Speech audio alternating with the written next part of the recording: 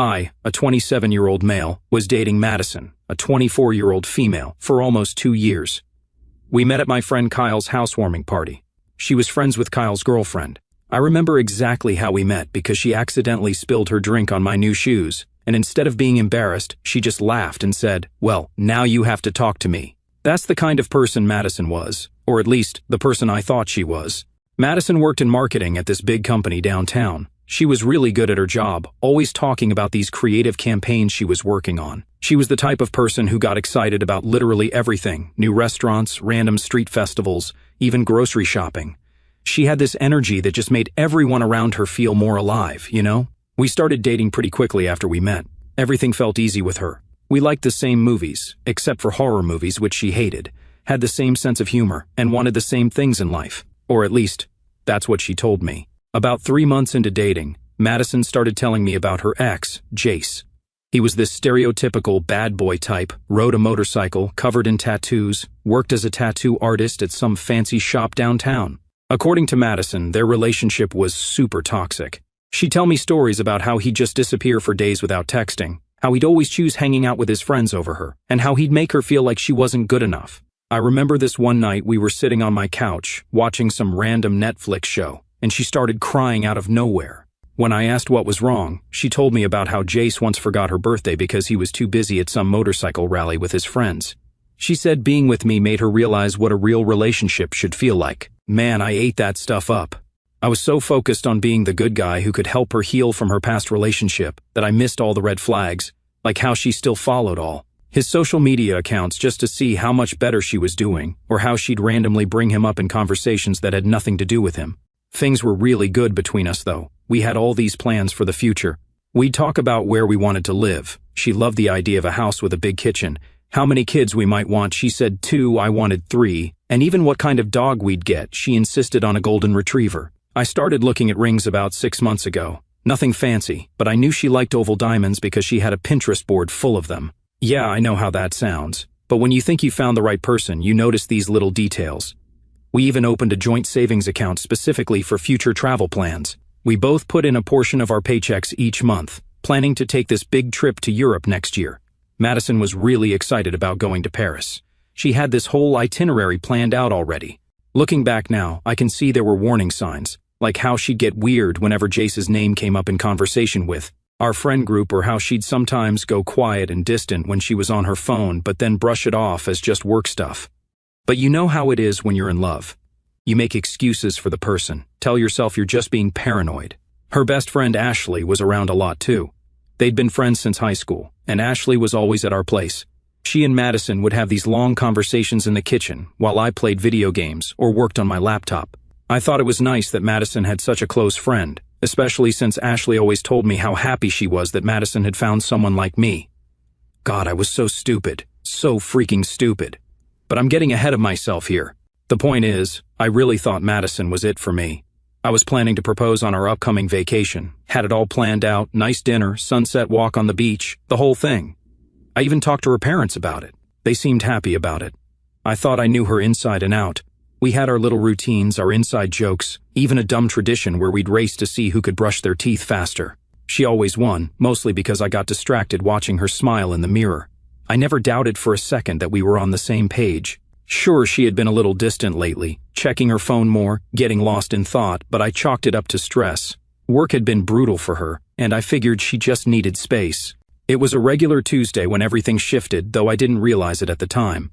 Madison and I had breakfast together like we always did. She made those weird protein pancakes she was obsessed with. Honestly, they tasted like flavored drywall, but I pretended to like them because it made her happy. She was in a surprisingly soft mood that morning. Quieter than usual, but not in a bad way, just reflective. As I was rinsing my plate, she wrapped her arms around me from behind, resting her head against my back. "I appreciate you, you know that?" she said, her voice steady but almost wistful. "I don't say it enough, but I love you for everything." I turned around, smiling. "I know, but you can say it more if you want." I kissed her forehead, brushing it off as just another one of her random sentimental moments. She had a big presentation at work that day, so I figured she was just caught up in her thoughts. She kissed me goodbye like always, grabbed her bag, and walked out the door with a quick, "See you tonight." That was the last time I saw her. At first, I didn't think much of it. She had that big meeting, and when I texted later about picking up dinner, I figured she was just caught up at work. No response. A little unusual, but not alarming. Maybe her phone died, or she was decompressing after a long day. By morning, still nothing. No texts, no calls. My good morning message sat on delivered, unread. I called, but it went straight to voicemail. Now that was weird. Madison always kept her phone on her, especially with work being as demanding as it was. By mid-afternoon, something felt off. I called her office, expecting to hear she was swamped with meetings or out on some last-minute assignment. Instead, her assistant, who I'd met several times and who knew exactly who I was, sounded oddly stiff. "Madison is on indefinite personal leave," she said. I frowned. "What? Since when?" "Starting today," she replied. Confused, I asked for more details, but she just kept repeating, "That's all the information I have." So, I drove to her apartment after work, used the key she gave me 6 months ago. Everything looked normal at first. Her clothes were still there, her favorite coffee mug was in the sink, her laptop was on the desk. But then I noticed her passport was gone, and her emergency cash box she kept in the closet was empty. That's when I started really freaking out. I called her parents. This is where it gets weird. They seemed completely unbothered. Her mom just said, "Oh, Madison probably needs some time to think about things. You know how she gets." "No, Karen, I don't know how she gets. Because your daughter has never disappeared without a word before." She just gave a vague sigh and mumbled something about Madison needing space. Space? Space from what? From me? From our life? From the proposal I was planning? My heart was pounding, but her parents acted like this was just a phase. Something normal, like I was overreacting for wanting to know where the hell the woman I loved had gone. I tried calling hospitals. None had any record of her. Checked with her gym, even called our regular takeout places to see if anyone had seen her. Nothing. After 3 days of her disappearing, I filed a police report, but they were useless. They said since she left voluntarily and there were no signs of foul play, there wasn't much they could do. Ashley, her supposed best friend, was acting strange too. When I called her, she picked up with an annoyed sigh, like she'd been expecting my call and was already over it. "What do you want?" she snapped. "No fake concern, no small talk, just irritation. Have you heard from Madison?" "No," she said flatly, "I haven't." But something in her tone felt off. She wasn't confused or worried, she sounded bitter. "She didn't say anything to you?" I pressed. Ashley let out a sharp laugh. "I'm sure she's fine. Maybe she just needed space." That word again. Space. The same thing her mom had said. "Space from what?" she scoffed. "Oh, I don't know, maybe from all of this." Before I could respond, she cut in, her voice ice cold. "Maybe take the hint and move on." Then she hung up. I stared at my phone, uneasy. Ashley definitely knew something, and whatever it was, she despised Madison for it. But I brushed it off, figuring it was just some drama between them, one of those things I'd never understand. I started having trouble sleeping. I kept thinking maybe I missed something. Was she unhappy? Did I do something wrong? I went through our recent texts, our pictures, our conversations. Everything seemed normal. We just booked concert tickets for next month. She'd been planning my birthday party. None of it made sense. Then I remembered our shared account. We'd opened it for travel savings, both putting in money each month for our future trips. When I logged in, my stomach dropped. There were withdrawals, big ones, not from our city, not even from our country. The transactions were from the freaking Maldives. The charges told a story I wasn't ready to read. Luxury resort bookings, couples massage appointments, romantic beachfront dinners. While I was losing my mind worrying about her, she was living it up on some tropical island. I spent hours going through those bank statements. Every charge, every withdrawal painted a clearer picture. The timeline started before she disappeared. Small withdrawals at first, then bigger ones. She'd definitely been planning this. I called the resort listed on the charges, told them I was trying to confirm a reservation for Madison Williams. The receptionist was super helpful. "Oh yes, Miss Williams and Mr. Walker are enjoying their stay with us. Would you like me to leave them a message? Mr. Walker, Jace Walker, her toxic ex." That's when I lost it, sitting there staring at my laptop screen. Everything started making sense in the worst way possible. The late-night work calls, the time she was too busy to hang out, her suddenly wanting to open a joint account for our future. She'd been setting this up for weeks, maybe months. I messaged Ashley again, this time letting her know I'd found out about the Maldives. Her response? Radio silence for an hour, then a bunch of photos in my inbox. Madison and Jace together on beaches, at restaurants, looking happy as could be. I stared at the screen, my mind unraveling. Was any of it real? The quiet mornings, the late-night talks, the plans for our future. Had she already checked out while I was still holding on? How long had this been going on? Had everyone known but me? I thought back to her mom's detached voice, the weird tension in Ashley's words, the way Madison had hugged me that last morning like it was some kind of goodbye. After Ashley sent those photos, she asked to meet in person. We met at this little coffee shop downtown, neutral territory, I guess. She looked terrible, like she hadn't slept in days. Turns out she had her own mess of a story to tell. Remember how Madison always talked about Jace being this toxic ex who treated her badly? Well, according to Ashley, that wasn't exactly true. Yeah, they had their problems, but Madison was just as responsible for their breakup as he was. She'd always wanted him to be something he wasn't. Wanted him to get a real job instead of being a tattoo artist. Wanted him to dress differently. Basically wanted to change everything about him. Here's the really messed up part. When Jace and Madison broke up 2 years ago, it wasn't just because of their problems. Madison had been pushing him away on purpose, trying to make him feel bad about himself. She wanted him to regret losing her. That's where I came in. Ashley told me Madison had spotted me at a few local shows before Kyle's party. Turns out that drink spill wasn't so accidental. She'd picked me out specifically because I was different from Jace in every way. Stable job, clean-cut look. The type of guy her parents would love. The complete opposite of her bad boy ex. But here's where it gets even worse. About 6 months into our relationship, Madison set Ashley up to date Jace. She played it off like a casual suggestion you guys would look cute together. Madison wanted control. She wanted someone inside Jace's life, feeding her details, making sure he wasn't moving on. And Ashley, loyal to a fault, went along with it. Once Ashley and Jace actually started dating, Madison lost it. Suddenly she needed updates, constant ones. Where did you go? What did he say? Did he look happy? It wasn't curiosity, it was obsession. She even made Ashley take pictures whenever she was out with Jace, analyzing every shot like she was gathering evidence. Ashley admitted she felt terrible about it, but Madison was her best friend since 9th grade. She'd always put Madison first, so when Madison asked her to date Jace to keep an eye on him, Ashley agreed. The whole time Ashley was dating Jace, she was feeding information back to Madison. 3 months ago, Jace broke up with Ashley, told her straight up that he'd only dated her to make Madison jealous, that he'd never stopped loving Madison. Ashley was devastated, but Madison was thrilled. That's when they started planning their great escape to the Maldives.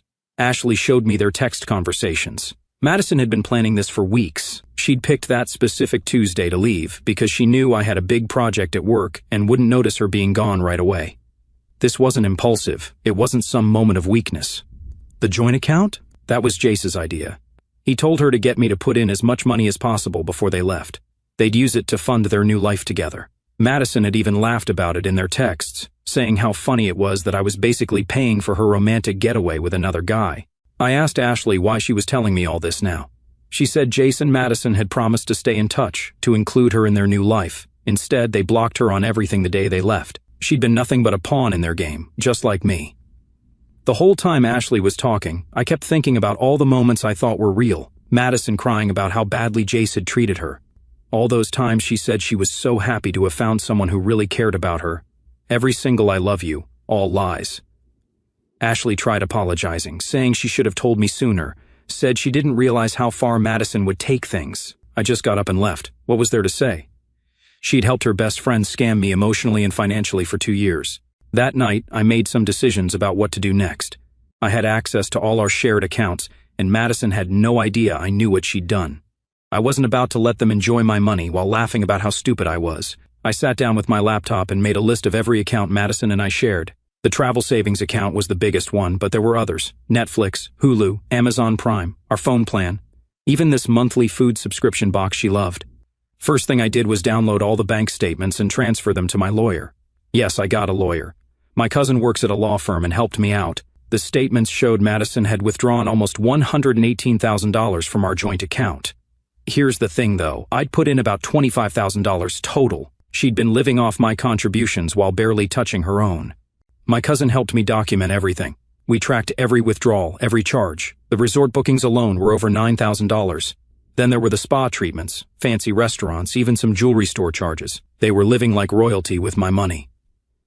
The next morning I went to the bank as soon as it opened. Turned out Madison had tried to set up automatic transfers from our joint account to a new account in her name. She'd scheduled them to start the day after she left. The manager helped me stop those transfers and remove my name from the account. But I didn't just remove my name, I also withdrew every cent I'd contributed first. Legally, I was entitled to it since I could prove how much each of us had put in.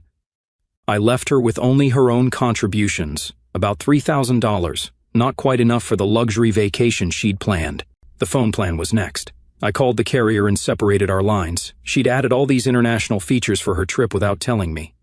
Well, surprise. Those features stopped working mid-vacation. Hope those Instagram stories were worth the roaming charges, Madison. I also logged into our shared cloud storage. Madison had this habit of never backing up her photos anywhere else. Found hundreds of pictures of her with Jace going back months, downloaded everything as evidence, then logged her out. Hope she wasn't planning to keep those vacation memories. The gym membership she'd been using under my corporate discount? Canceled. The automated toll tag for her car? Deactivated. The premium Spotify account she used through my family plan? Gone. I systematically removed her from every aspect of my life she'd been mooching off of. But the biggest move? I documented every lie, every secret meeting, every planned deception. I put together a timeline showing how she'd manipulated everything, saved screenshots of Ashley's messages, the bank records, everything, because I knew Madison.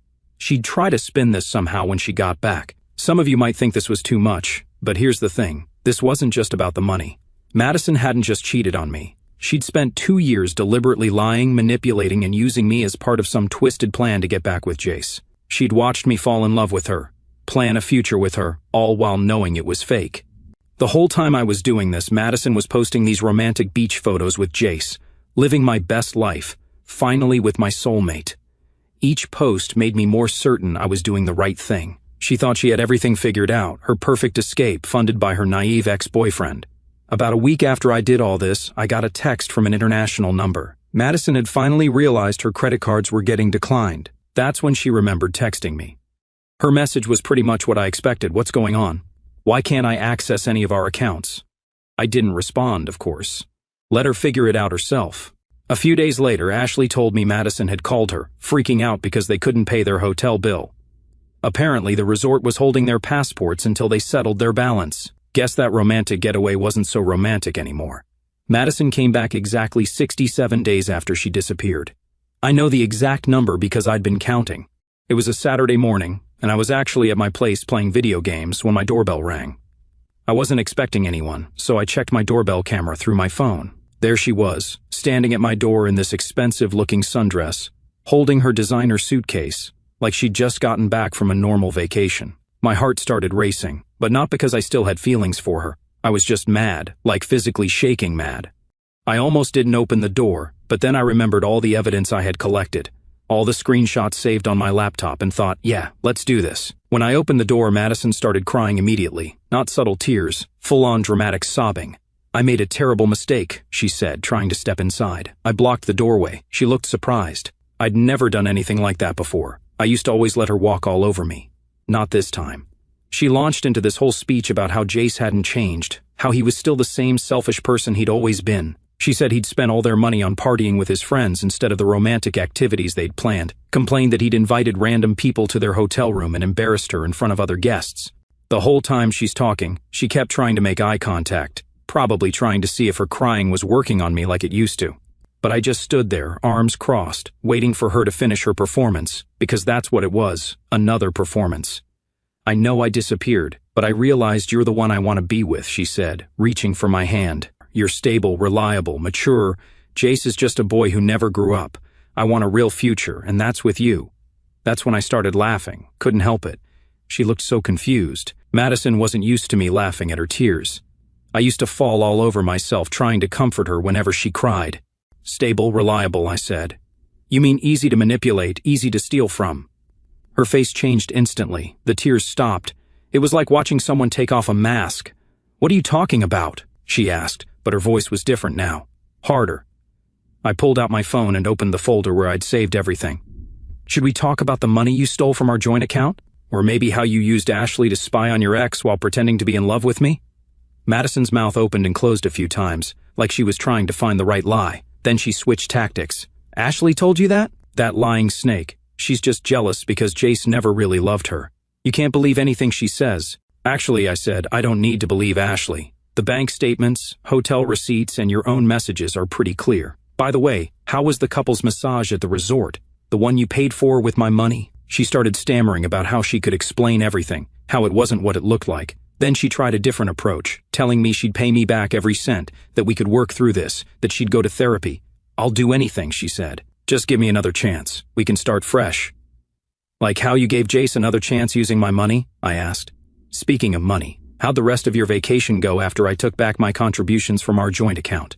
Her face went pale. Finally, she understood that I knew everything. No more manipulation, no more lies, no more playing the victim. She'd been caught, and she knew it.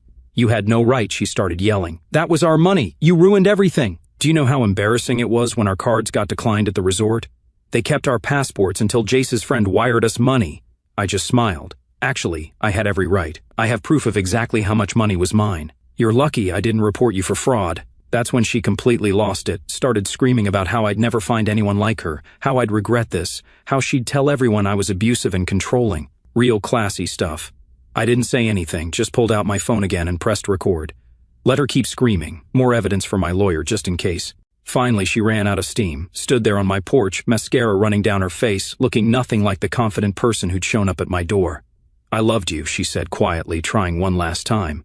No, I replied. You loved what you could get from me. There's a difference.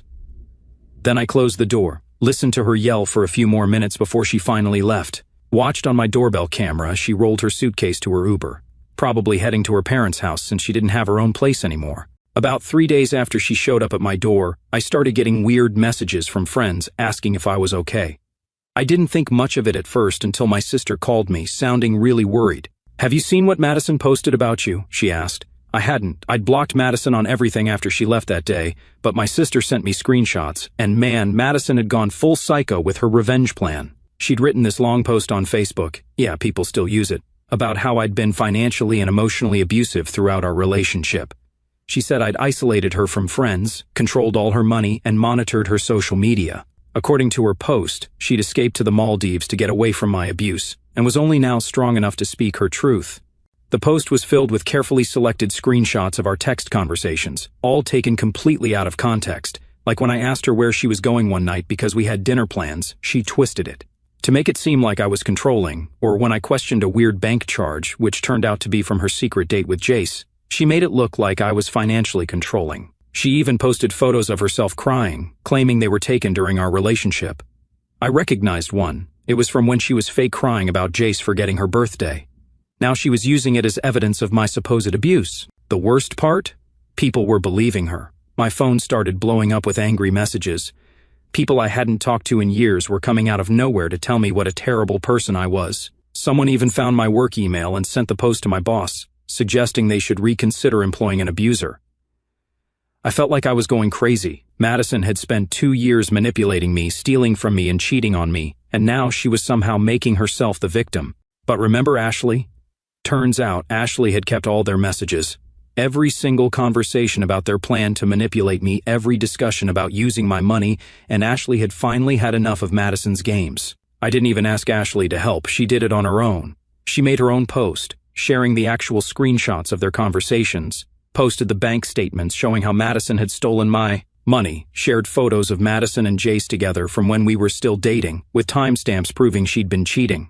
Ashley even shared the messages where Madison laughed about using me as her backup plan and joked about how I was paying for her romantic getaway with Jace. The actual truth made Madison's abuse claims look exactly like what they were, a desperate attempt to save face. The fallout was intense. People started deleting their supportive comments on Madison's post. Some even apologized to me publicly. Madison's own cousin messaged me, apologizing for believing her lies. The post to my work email was retracted. Madison tried to delete everything, but screenshots last forever. She disabled her Facebook account, but it was too late. The damage to her reputation was done, and this time, it was damage caused by the truth, not by lies. Then Jace got involved, but instead of defending Madison, he posted his own story. Turns out, she'd been lying to him too. All those times she told me he was toxic and abusive, she was telling him the same things about me. She'd played us both, using each of us to make the other jealous. The messages started changing from people calling me an abuser to people warning each other about Madison. Several of her ex-friends came forward with stories about how she'd manipulated them too. It was like watching years of lies unravel in real time. Madison tried one last desperate move. She made a new post claiming Ashley and I were working together to ruin her life. Claimed all the screenshots were fake. Said Jace was lying because she'd rejected him. But nobody was buying it anymore. Last I heard, she lost her job too. Turns out, taking 2 months of emergency leave for a beach vacation doesn't go over well with employers. At this point, I'm done with the drama and just focusing on myself. It's been nice not having to deal with Madison's chaos, and honestly, life's been way more peaceful without her in it. After losing her job and getting exposed on social media, Madison's life basically fell apart. Her parents finally stopped enabling her and told her she needed to get a job if she wanted to keep living with them. She ended up working at this small marketing agency, way below her previous position. But here's where it gets interesting. Remember Jace? Turns out he wasn't done playing games either. A mutual friend told me he started dating Madison's younger sister. Yeah, you read that right. The same guy Madison threw away everything for is now with her sister. According to my friend, Madison found out when she saw them together at their parents' house during Sunday dinner. Madison completely lost it, started throwing things, screaming about how her sister betrayed her. Her parents had to physically remove her from the house. They finally realized how unstable she really was and made therapy a condition for her to ever come back. Last week, she showed up at my new apartment. No idea how she got my address. She looked terrible, nothing like the polished marketing executive she used to be. She said she'd realized how badly she messed up, claimed losing me was the biggest mistake of her life. When I didn't immediately respond, she started listing all the ways Jace had wronged her, how he'd spent all their money in the Maldives, how he'd embarrassed her in front of other guests, how he never really changed. Then she switched to talking about how perfect we were together, how she'd give anything for another chance. I just let her talk. The whole time she was going on about how much she'd changed, she never once acknowledged how her actions affected me. It was all about her pain, her growth, her suffering. Classic Madison. Then she dropped the real reason for her visit. She needed money. Apparently, she's drowning in credit card debt from the Maldives trip. Jace had convinced her to put everything on her cards after I froze the joint account. She actually thought I might help her pay it off. I just laughed and shut the door. Through the door, I heard her yell, "I've changed. I'm different now." Yeah, so different that she's still trying to use me for money. The best part? My new girlfriend Sarah, who Madison didn't know about, was inside the whole time, trying not to laugh. We'd just gotten back from dinner when Madison showed up. Sarah's the complete opposite of Madison, honest, independent, and actually empathetic. We've been dating for 6 months, and it's honestly shown me what a healthy relationship should be like. Madison still tries to reach out through fake social media accounts sometimes. She'll send long messages about destiny and soulmates, usually late at night. Each one gets blocked immediately. Sarah and I actually turn them into a game. We try to guess how many sentences it'll take before Madison mentions needing money. Last I heard, Madison's sister and Jace are actually pretty serious. They're moving in together next month. Madison had to quit her new job because she couldn't handle seeing their photos on social media. She's living in some small apartment her parents help pay for, still doing therapy but mostly just complaining about how unfair her life is. Looking back, I'm actually grateful for everything that happened. If Madison hadn't shown her true colors, I might have married her and discovered all this years later. Instead, I'm with someone who makes me genuinely happy, and Madison's left dealing with the consequences of her own actions.